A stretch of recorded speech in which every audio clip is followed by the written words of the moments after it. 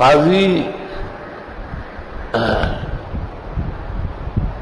ثناء اللہ صاحب پانی پتی نے جب تفسیر مظہری لکھ رہے تھے اپنے شیخ مرزا مظہر جان جانان کے نام پر تفسیر لکھ رہے تھے،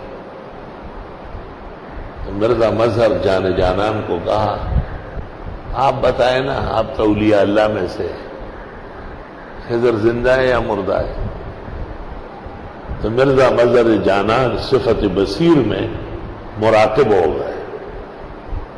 صوفیہ کا ایک تناؤ دور ہوتا ہے صفت بصیر سے، اور کافی دیر بعد ہوش میں آئے اور فرمائے میں نے خضر علیہ السلام سے ملاقات کی، میں نے ان سے پوچھا، انہوں نے کہا میں مر چکا ہوں لیکن میں مرے ہوئے لوگوں سے افضل ہوں۔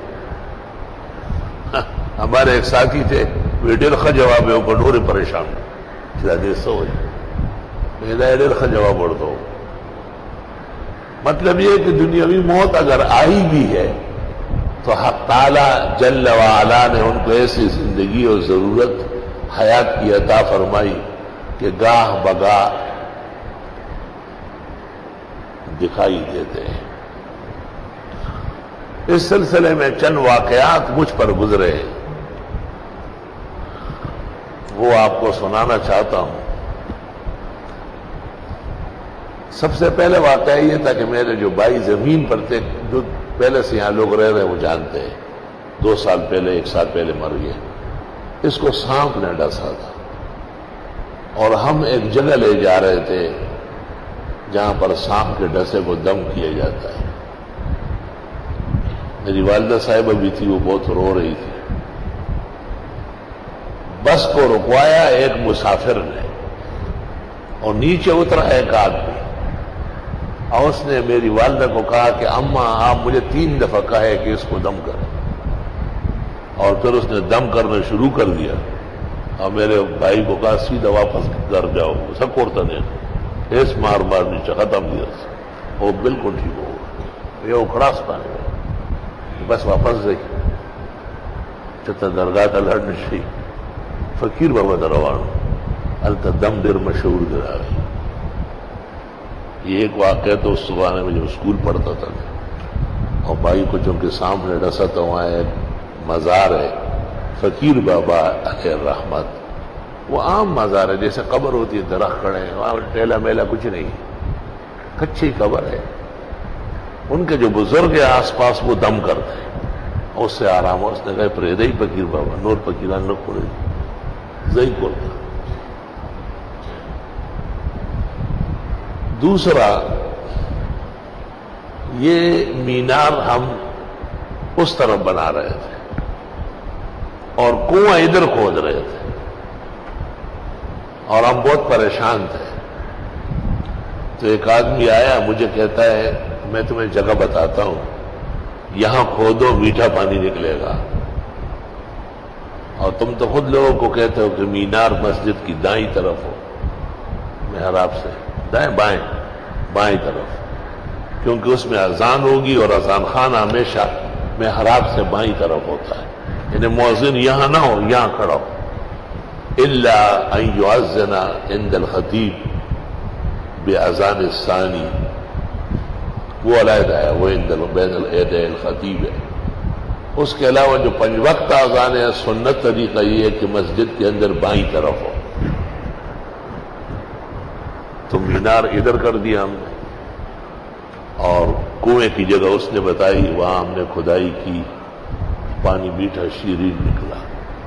لیکن جس وقت وہ آدمی روانہ ہو گیا تو میں طالب علم بعد الظہر میں یہاں سے نکل کے اس طرف گیا، تو میں طلباء سے کہتا ہوں کہ اس آدمی کو لے آؤ نا واپس، چائے وائے پلاتے ہیں، اتنا پیارا مشورہ دیا۔ طلباء مجھے دیکھ رہے حیران ہو رہے، ایک دوسرے کو کہتے ہیں کہ حضرت کو کوئی اثر ہوا ہے۔ وہ یہ سمجھتے تھے کہ کوئی آدمی نہیں ہے، میں دیکھ رہا ہوں کہ وہ سامنے غائب ہو گیا۔ میری غلطی یہ تھی کہ مجھے خود دوڑنا چاہیے، اس وقت صحت مند تھا، دوڑ دھوپ جانتا تھا۔ آدمی نکل گیا، برکات سب اس کی قائم دائم رہی۔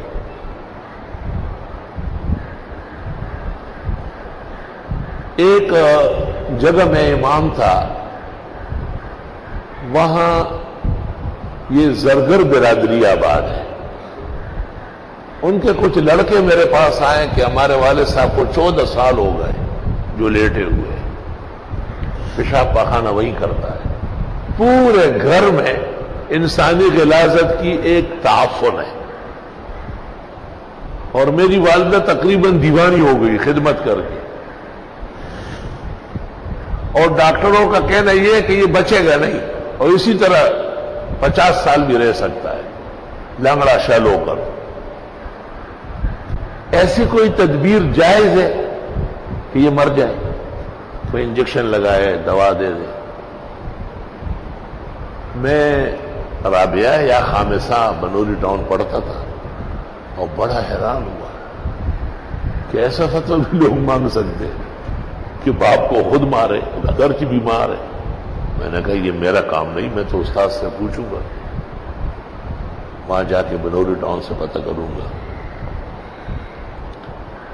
تو میری ایک عادت ہے کہ کچھ اور باتیں بھی کر لیتا ہوں. میں نے کہا کاش کہ کوئی دنیا میں قابل عامل ہوتا، اس کا کام تھا اس کو اٹھانا.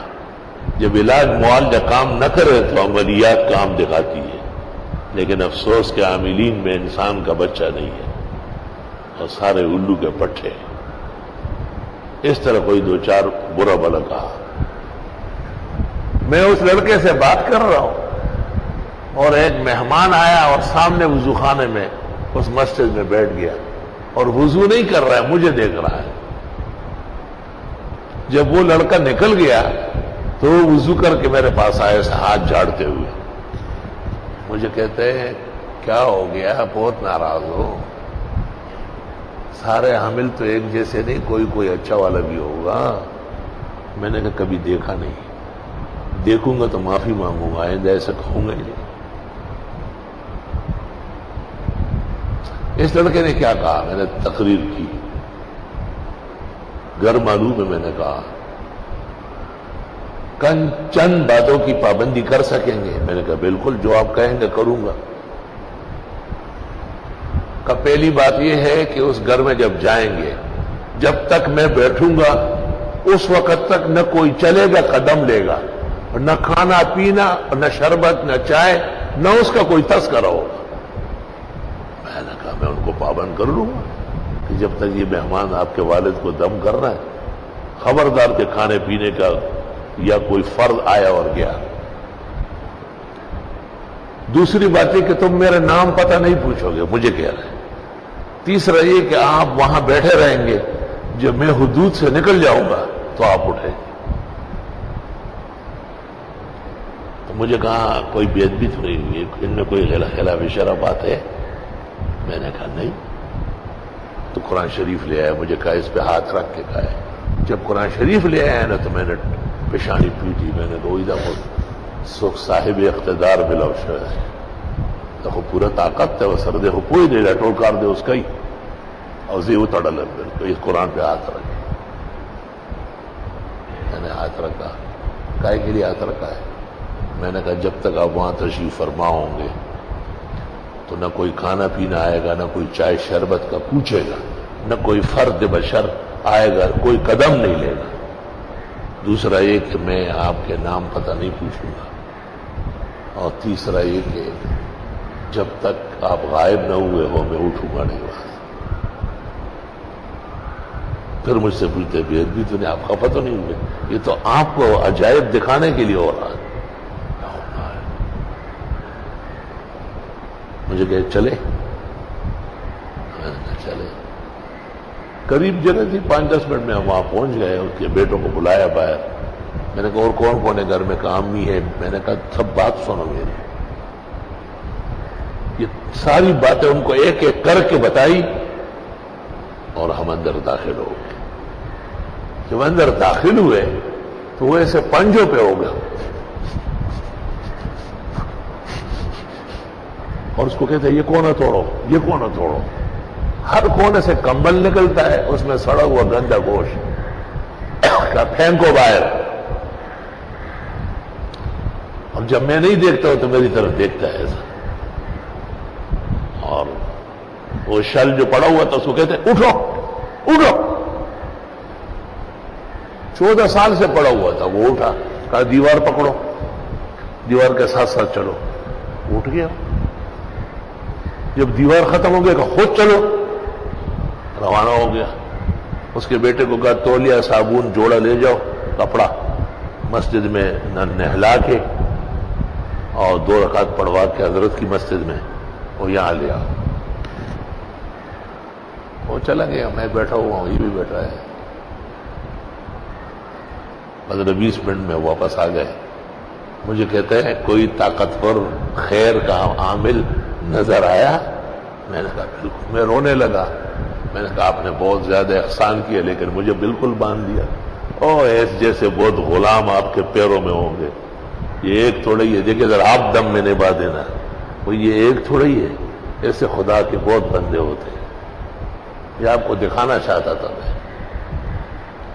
اور بس آخری مجھ سے ہاتھ ملایا اور میرا سینہ چھوما اور مجھے کہا میرے سر پہ ہاتھ رکھو.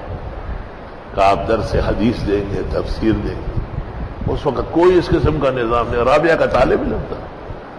یا آپ مجھے یاد رکھیں گے, آپ زبردست حافظے کا مالک ہیں اور بہت فائدہ ہوگا امت کو. میں زار و قطار روتا ہوا وہاں کچھ بیٹھا رہا. پھر جب یقین ہوا کہ وہ نکل گیا, واپس آیا. شام کو دنیا جمع ہو گئی, جتنے لنگڑے ہیں کراچی کے, اور پلنگوں میں ڈال کے لا رہا ہے. میں رکشا ہی منا خار بچو ماں سے ٹیکا سے گڑیاں سے رکشے کی لڑ گئے بس راڑو. اس لیے مجھ سے تو ایک قابل قدر ہستی نکل گئی تھی. بہت غمگین تھا. استاد محترم مفتی ولی حسن نے کہا کہ میری بھی ایک بہت قیمتی خاتون بیمار ہے, سنا ہے آپ؟ میں نے کہا حضرت اس کا سننا ہی بھیانک ہے. میں کسی دن عرض کروں گا, مجھے معاف فرمائیں. تو میرا اپنا خیال یہ ہے کہ یہی خضر مختلف رنگوں میں ہے. یہ دنیا کے اعمال کی وجہ سے نہیں ہو سکتا ہے. اتنا جھٹ پٹ اور اتنے طاقت کے ساتھ ظاہر کرنا. اللہ رب العالمین نے حضرت خضر کو ایسے تکوینیات کے خزائن دیے ہیں. اور ایک واقعہ اور ہے. ان دنوں میں میری ترجیح موت خضر کو ہو گئی تھی اور باقاعدہ درس کے بعد مجھ سے لڑنے آیا. مجھے کہا آپ کی شان کے لائق نہیں ہے اس طرح باتیں. میں جی یہ تو میں نے بعض بزرگوں پہ اعتماد کیا, کل میں دوبارہ درس دوں گا اور حیات ثابت کروں گا. کہ آپ کے استاد نے کوئی ممات کا قائل تھا؟ میں نے کہا نہیں. کہا بس اسی پہ قانے رہو. میں نے کہا نہیں ہوں, وعدہ کرتا ہوں.